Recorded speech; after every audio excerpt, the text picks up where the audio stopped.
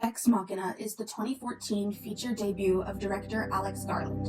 Caleb, a programmer at a powerful tech company, is selected to participate in an experiment at the remote lodgings of the CEO, Nathan. He is asked to test the capabilities of Ava, the latest artificially intelligent android that Nathan has created. Kyoko is Nathan's assistant, who quietly serves the two men throughout the film. The film explores the issues of consciousness in the digital age and the relationship between humans and machines. In an interview with NPR, Garland explains that Ex Machina isn't about technological anxiety, but is much more directed at the humans. It was more in defense of artificial intelligence. The film straddles the line between science fiction and horror. From the perspective of the male characters, Caleb and Nathan, the film borrows from the science fiction tradition. To them, the story is about the hubris of man and how a technological future may compromise their position and status in the social hierarchy. From the perspective of the female characters, both androids Ava and Kyoko, the film borrows more from the history of the horror genre.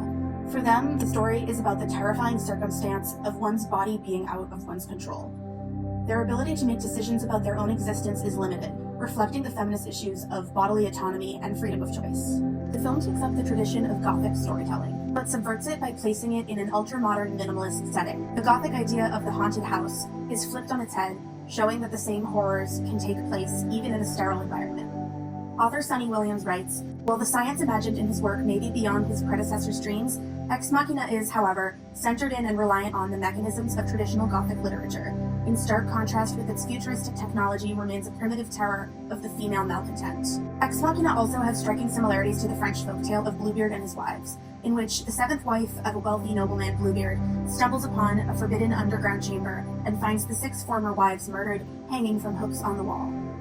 The final few scenes of Ex Machina mirror this dynamic. Ava finds the lifeless bodies of the previous models that Nathan has retired. Instead of Nathan repurposing the android models for his own next version of Ava, she uses his creations for her own sake and to find her own liberation.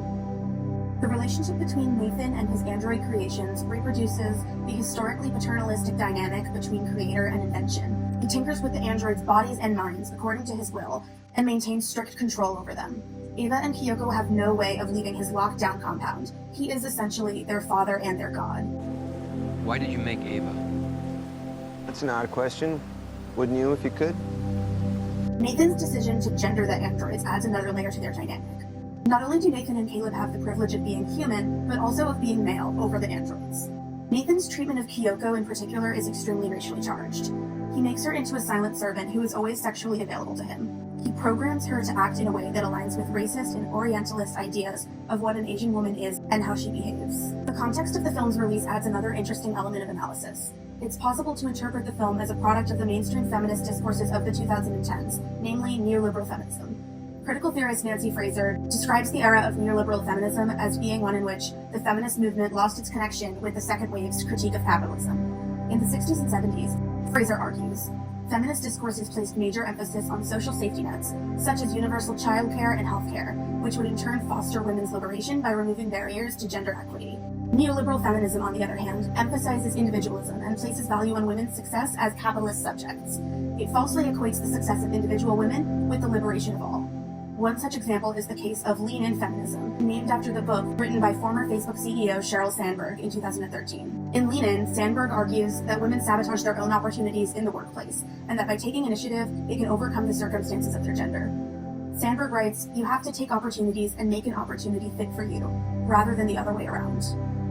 It suggests that any change in the gender regime is the responsibility of women, and that they can adapt their behavior and mannerisms to better fit a corporate androcentric world and thus be more successful. This type of feminism is inaccessible to most women, particularly women of color and working class women. Without the social safety nets that second-wave feminists were advocating for, success is only achievable for the women who can afford it. Under capitalism, women will always be divided along class and racial lines, because these differences in opportunity will always privilege one type of woman over another. The ending of Ex Machina provides an example of this dynamic. White women's liberation is prioritized over that of women of color. Ava's freedom hinges upon discarding Kyoko and using the body parts of the former android models to ensure her success. She removes their skin and uses their arms, all in order to better fit in the human world she has learned so much about. Another aspect of neoliberal feminism is the co-optation of feminism by consumer culture. As feminism becomes mainstream, it becomes a commodity that companies, governments, and people can use to improve their own public image. This has resulted in allyship and solidarity that is conditional at best and exploitative at worst. The film shows the limits of Caleb's male allyship. He positions himself as Ava's protector, as well as viewing her as a romantic heroine. Meanwhile, Kyoko's subservience and silence are presupposed to be her nature by him. Caleb and Nathan are portrayed as opposites, but both men have in common their position in relation to the women in the film, by being a human rather than a robot, by being a man rather than a woman, and in relation to Kyoko, being white rather than being Asian. Nathan and Caleb align with their class interests as human and as men, rather than perform solidarity with the female androids. The film's ending serves as a microcosm of the type of feminism prevalent in the 2010s and today. As long as the capitalist system is maintained, solidarity will always be compromised.